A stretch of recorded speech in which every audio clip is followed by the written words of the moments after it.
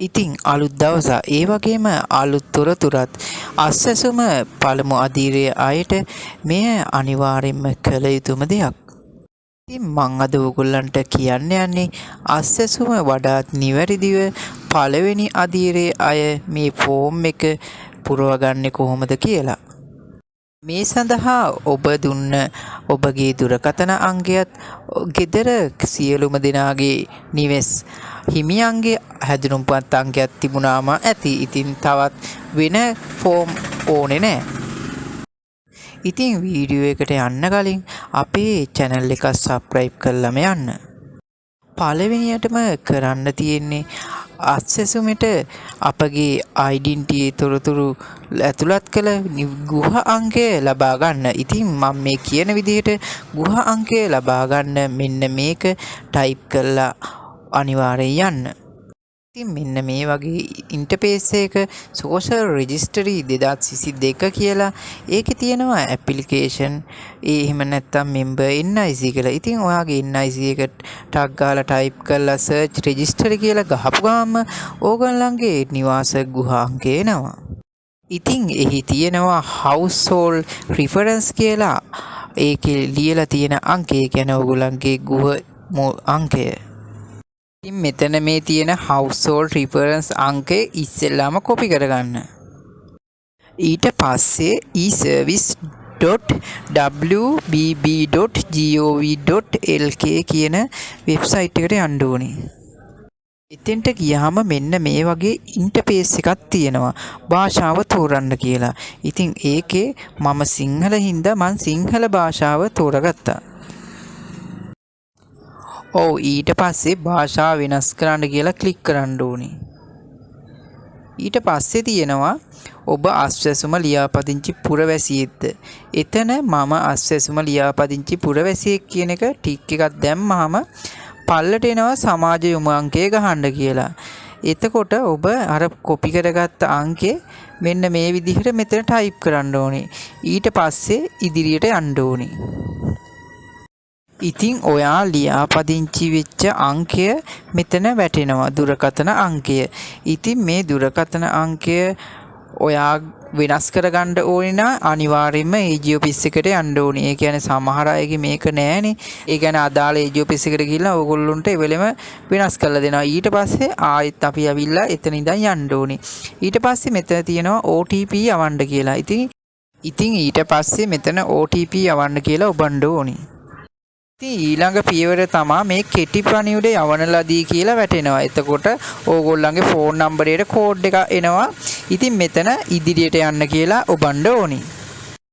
ඊට පස්සේ මෙහෙම ජංගම දුරකථන සත්‍යාපනය කියලා එකක් තියෙනවා. ඊට පස්සේ ඇවිල්ලා ඊට පස්සේ අහනවා ඔබගේ දුරකථන අංකයට යවන ලද ඉලක්කම් 6ක සත්‍යාපන කේතය ඇතුළත් කරන්න කියලා. ඉතින් දැන් ඊට පස්සේ ඔයාගේ ෆෝන් එකට විනාඩි 2 ඇතුළත ඒ අංකය ලබා ගන්න ඕනේ. ඉතින් ඔයාගේ එකට ඊට පස්සේ ඒ කෝඩ් එක ආවට අංක 6කින් යුත් මෙන්න මෙතන ටයිප් කරලා ගිණුම සත්‍යාපනය කරන්න කියලා ඔබන්න ඕනේ. ඊට පස්සේ මේ වගේ තවත් ඉන්ටර්ෆේස් එකකට ඔයාව එක්කගෙන යනවා. හරි දැන් ඔයා සාර්ථකව ඒ පියවරත් ඉවරයි. ඉතින් එතනින් පස්සේ කරන්න තියෙන්නේ මේ වගේ ෆෝම් එක පුරවන්න.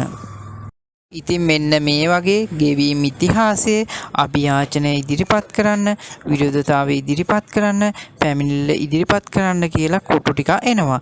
යට තියෙනවා නැවත සහතික කිරීම. ඉතින් ඔයා ඔබන්න ඕනි මෙන්න මේ නැවත සහතික කිරීම කියන එක. ඊට පස්සේ ඇප්ලිකේෂන් නේම් එක, රිෆරන්ස් එක, ඒ වගේම ඔබගේ හැඳුනුම්පත් අංකය මෙතන වැටෙනවා. පළවෙනි පියවරේ තියෙන්නේ ඔයා මෙන්න මේ වගේ නිල් පාටට කොටු දෙක ටික් කරන්න ඕනේ. ඊට පස්සේ ඉස්සරහට යන්න ඕනේ. මේකේ වැටෙනවා please carefully review the confirm if data are correct if you observe any errors කියලා. ඉතින් මේක හරිද කියලා අපි බලලා ඊට පස්සේ okay එකක් දෙනවා. ඊට පස්සේ මේ වගේම ඕගොල්ලන්ගේ ලිපිනය, ඊට පස්සේ ප්‍රොවින්ස් එක, ඊට පස්සේ දිස්ත්‍රික්ක, ඊට පස්සේ පාදිලි ලේකම් කොට්ටාසය, ගාම නිලධාරී කොට්ටාසය ඒ ටික වැටෙනවා. ඊට පස්සේ ආයේ ඉදිරියට යන්න කියලා ඔබන්න ඕනි.